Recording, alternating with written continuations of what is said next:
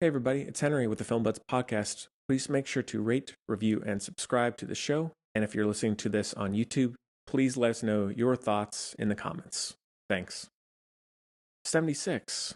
Let's get to Drive Away Dolls, which is now on demand. It's directed and co-written by Ethan Coen. It stars Margaret Qualley, Geraldine Viswanathan, Beanie Feldstein, Joey Slotnick, CJ Wilson, Coleman Domingo, and a few others. And the synopsis is Jamie regrets her breakup with her girlfriend while Marion needs to relax. In search of a fresh start, they embark on an unexpected road trip to Tallahassee. Things quickly go awry when they cross paths with a group of inept criminals. So, I am, like many, a huge Coen Brothers fan. I think they're some of the best filmmakers of all time, easily, and they have many masterpieces under their belt, and the variety of their storytelling as well speaks to that too. And I know that I don't know all the details, but I think after Hail Caesar, they stopped working together, at least in some ways, and there's been the tragedy of Macbeth done, and then this one, maybe another one. I could be wrong, but this was Ethan Coen's return. I had heard fairly mixed things about it, so I didn't know much about the story at all. I was like, okay, cool. It's another movie by at least one of the Coen brothers. I'm there for sure. And I hate to say it, I think this is probably of the 15-ish movies or so that I've seen, new films I've seen this year, I think this is my least favorite.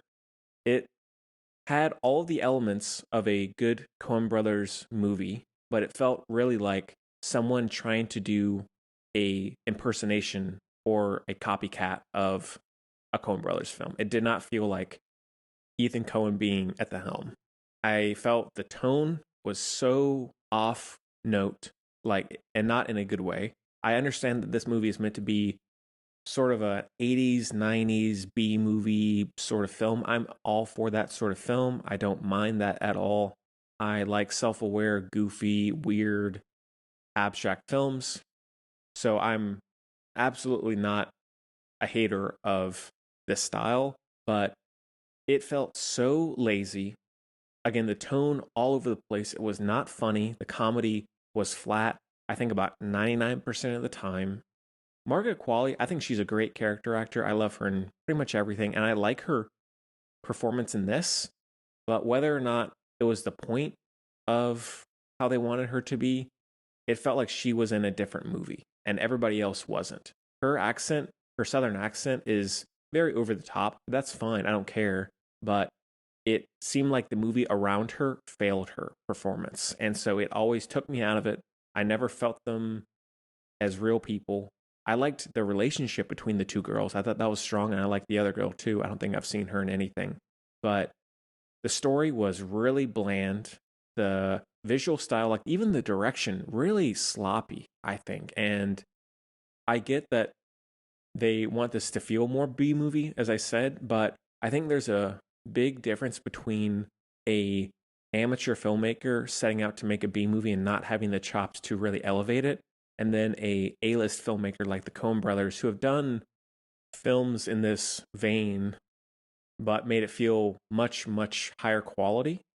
And for some reason, for whatever God knows reason, it felt like this was a director's first film or two.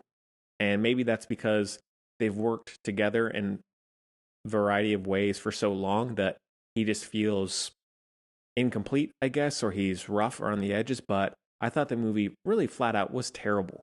I thought for being only 80 minutes long, it felt like two and a half. And at least reading on Letterboxd, I know some people are saying, oh, I loved how crazy the plot was. The twists were insane. I'm like, I don't think it really was. I mean, that's just my opinion. I thought that the twists and the turns felt sort of tired and uninspired. It really didn't go anywhere. I don't mind a movie not having a lot of plot, it just being meandering. That's fine. But I was never really engaged. I just did not care about what was going on for the most part. And to go back to it for a sec, like the elements that make a Coen Brothers movie work, like there are so many things that across their whole filmography where I'm thinking, how did this actually work? This movie is so weird. There's so many different sorts of styles, of genres, of weird performances, of strange writing, and somehow when they're working together, they make it work 99% of the time. We're like, God, that was so great and that was so unique. And in this, what is most frustrating and what makes it, I think, the worst movie that I've seen in the last couple of months is I see all of those elements: performance, writing, editing, direction, music, story that would work, but everything feels off and not in a good way at all.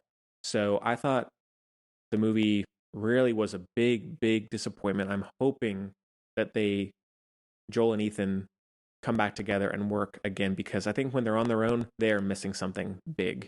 Whether one of them does the dramatic story stuff and another one does the comedy and direction, whatever, they're missing something when they're by themselves 9 times out of 10. And this is the best example of, geez, there is a big drop off when they're by themselves.